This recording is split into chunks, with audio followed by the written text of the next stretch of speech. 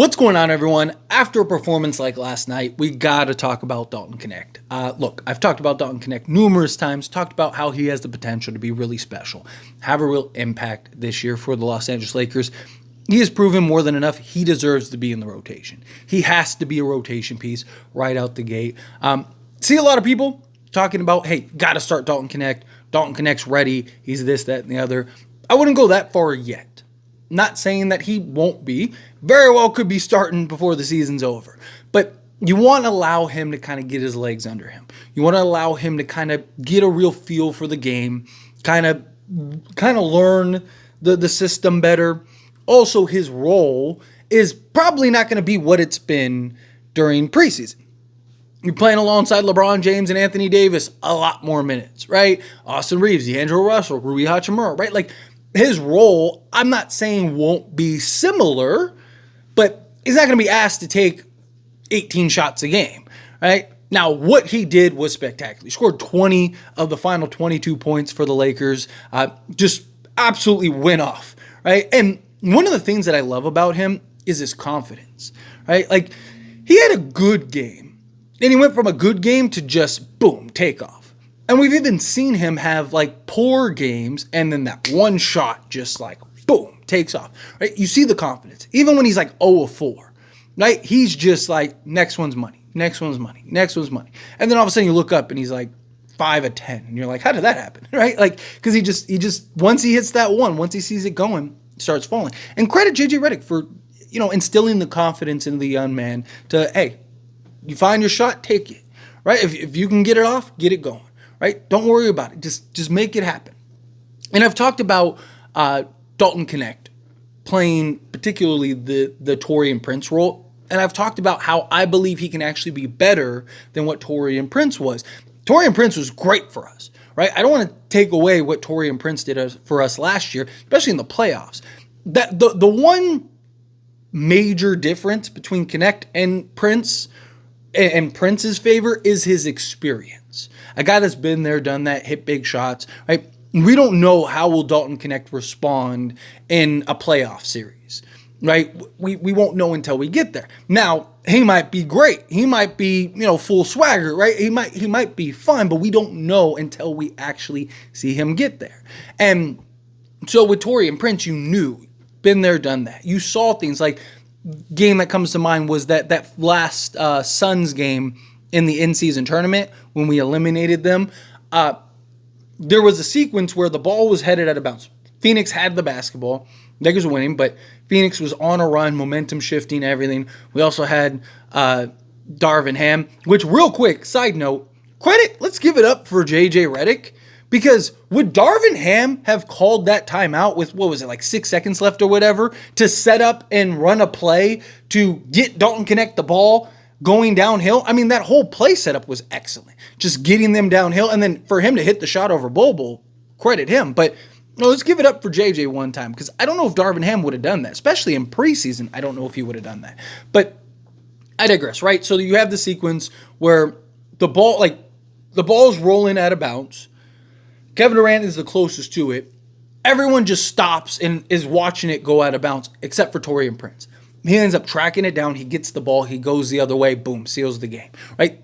Those are the things that like, hey, no, I'm going to go get this when everyone else is just kind of standing around. Like, those are the things that are the difference makers, right?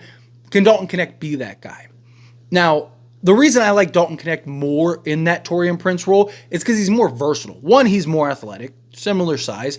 Defensively, can he be serviceable defensively at the NBA level? He was never really known as this defensive piece. Taurean Prince wasn't this like lockdown, otherworldly defender, but he could hold his own on occasion on the defense side. Can Dalton Knecht be serviceable on the defense side of things? If he can, then that is great. But the reason I like Knecht is because, again, he's more athletic, his mid-range in particular. Taurean Prince was pretty much at the rim or three-point shot. Where Dalton Knecht, you've seen him attack the closeout, stop, elevate, shoot over the top from the mid-range. that's really going to open up. Taurean Prince he didn't have that. At least last year he didn't have it. He wasn't very good in that regard. Also his athleticism he almost yammed on Nurk, right? I mean, literally we almost saw a massacre. Like, it was insane. Like those kind of things, right? I just think he's more versatile as a slasher, as a cutter, right? Running him in different actions, different sets that you couldn't really do with Taurean Prince because he's a little slower, right? But Dalton Knecht, his abilities, I do think are going to translate very well in the NBA. Seen a lot of narrative of like, oh, well, he did it against a bunch of scrubs. So, obviously, look, you're going to get the people that just want to diminish everything that the Lakers do and Laker players do. The fact that the Lakers got Dalton Knecht 17th and what he's doing right now, stop. I don't know. Like, you can hate the Lakers, you can whatever. It's not the Lakers' fault that no one else took Dalton Knecht, right? But outside of the people that are diminishing it and trying to just go, oh, Dalton Knecht's trash, blah, blah, stop. Like, he's not trash. Now, I do understand the point, because not everybody's trolling. Some people are saying, hey, like, it was against G League guys and like into the bench guys, right? What does he do against starting? Which is a fair assessment. And it's also part of the reason why I want to wait, right? I don't want to don't just hand the keys to the kingdom to the kid right away, right? Let's see what he can do. Let's see what does he do in the starting units against starting level defenses. When he starts cooking and things are starting to look good and teams go, hey, we need to start, hey, Jaden McDaniels, I need to put you on Dalton Knecht because he's killing us, right? Like, what does that look like when he has like an elite defensive guy, right? Like, when you start going up against like the high rotation guys as well as the starting level guys, what can you do? I'm not saying he's going to be bad. I'm not saying he's not going to be able to hold his own. I mean, the guy's been spectacular. But another thing too is 35 points, 35 points. I don't care who it's on, right? And the way that he did it was spectacular. So again, you can't diminish what he did, but I do understand the fairness in, like, I want to see what he does in actual NBA games, in actual meaningful moments, right? That's fair. I want to see that too. Again, I do believe he'll translate. I do think he's going to be great. I also think, again, his role is not going to be as extensive as it has been in preseason. Sure, there'll be moments. I'm sure there'll be times. If he's cooking the way he was just cooking in this game, believe me, Lakers are going to get him the basketball. But I'm looking for him to just play the role that is needed, right? I've said 8 to 12 points a game is where I think he'll fall as far as like the scoring goes and what he's capable of doing. I also think if he does translate and he does play well, he now makes other guys much more expendable. Guys like Rui, even Austin Reeves potentially. All right. I still don't think that the Lakers are going to like rush to trade Reeves, but if you were to need to trade him, you have Dalton Knecht to kind of fill that hole, fill that void, especially if he translates immediately. Again, this is a guy that was top 5 on many people's boards, many people's draft boards. Now, I see a lot of people going, and even in the live stream, I had people ask, do I think, Tyler, do you think that he can win Sixth Man of the Year? Or not Sixth Man, Rookie of the Year. Maybe even potentially Sixth Man of the Year, right? Because he's probably coming off the bench. But as far as winning Rookie of the Year, if I'm being honest, and I had to like, hey, Tyler, put your money where the mouth is, I would put it on Zach Edey. It's not because I don't think Dalton Knecht can do it. Again, I'm not going to put a cap on this kid. This kid is unbelievable. But what is the role, opportunity, shot attempts, and minutes that Dalton Knecht plays? Zach Edey is already starting. He's probably going to be a 15-10, maybe a 20-10 guy right out the gate because he's going to get the role, the minutes, the opportunity, and the field goal attempts. You're already seeing it in preseason, even with the starters, them running through him on offense a lot and kind of allowing him to post up and stuff. And there's going to be times where they probably sit several guys and it's going to be a heavy dose of just Zach Edey. I just think Zach Edey, given what he is on Memphis, compared to Dalton Knecht and what he is. Like, Memphis doesn't have another guy that is going to take away from Zach Edey. Right? Lakers have Austin Reeves, D'Angelo Russell, Max Christie, LeBron James even. Like, they have multiple perimeter guys, multiple guys that are going to shoot and do things. I just don't think the role is going to be there. However, if at some point he does move in the starting unit or something like that, or if he can get to... You also got to keep in mind the Laker bump. right? The fandom's large. If he's close, I'd say he's averaging 15, I don't know, 15, 4 and 2 or 15, 4 and 3, something like that, right? Say Zach Edey is 12 and 10, right? Like, even if Zach Edey maybe deserves it more, right, depending on how the works flow, Lakers fan base is going to get Knecht close, right? So, like, you're gonna have the media, the attention. Being a Laker is good. So, the reason I don't want to say it's not that there's no way. He, in my opinion, has the second best odds. And I think if it's close, if they can be close, then yes, I think that Dalton Knecht will get it.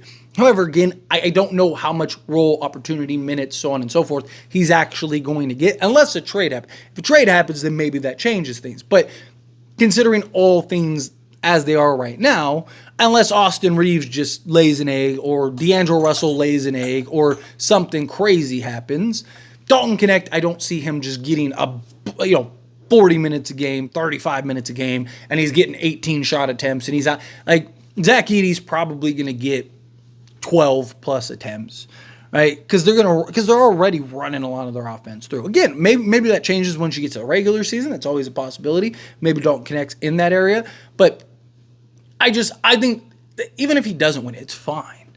Like, he's exactly what this Lakers team needs. A movement shooter that can play off ball, play on ball, create for himself, create for others. He's going to get real opportunity. Again, I don't know if he's going to get, top 3 to 5 in the rotation opportunity, but I do think he's going to get some real opportunity. I think he's going to have some real moments, some real games. There's going to be nights where Rui gets off, or D'Lo or Reeves get off. Dalton Knecht's probably going to get even more minutes, more opportunity. I wouldn't be shocked if he averages 15, but really he's like a 12-point-a-game guy or a 10-point-a-game guy. Like when everyone's healthy and playing, he's giving you like 10. But between Rui, D'Lo, and Reeves, he gets 20, 25 games starting, and he gives you 20 piece, 19 here and there in those games, right? And so throughout the season, it kind of averages out to 15, let's say, or 17 or something crazy like that. But really, it's when he's in the rotation rather than having to be one of the main guys, he's really a 12-point game, which again, that's fantastic, right? That shows a lot of promise for his future when he is in the main rotation and he is one of the main guys, right? But I'm just saying, I could see his average being higher than what he's really producing just because, again, the role. But that could go into him potentially winning Rookie of the Year, which is why I wanted to bring that up and talk about it. But again, I want to have calmed expectations. What we've seen from Dalton Knecht has been spectacular, right? From Summer League all the way to preseason. He's been excellent in preseason. And I don't care what anyone says, 35 points, 20 out of... He scored 20 of the Lakers' 22, brought them back, sent the game into overtime, and then dominated in overtime. He scored all of the overtime points except for Jackson Hayes' and one in which he missed the free throw. I don't care who he's going to. It could have been the local YMCA guys. That's impressive. That's ridiculous to do what he did. Right? And he's still playing against NBA talent. He's just, it's not the top talent. But he'll be fine. Right? He's going to be very good. I want to have calmed expectations because I do feel like I have a responsibility for making videos and stuff to like I always say, let cooler heads prevail, take the good with the good, the bad with the bad, ride the highs, ride the lows, right? Dalton Knecht's going to have his rough games. He's going to have games like this where you're just like, dude, this guy, stop. And he's going to have games that are kind of in the middle. And that's fine. He's a rookie. But I want to see him consistently be able to put that together. I want to see him be able to do that again. And what does he look like in place of Reeves at times, right? Now that he's playing a heavier workload, is he able to kind of replicate that? You see guys example, Taurean Prince, for example. When he played in that 10 to 12 minute range, he was fantastic. Lakers were tough to beat.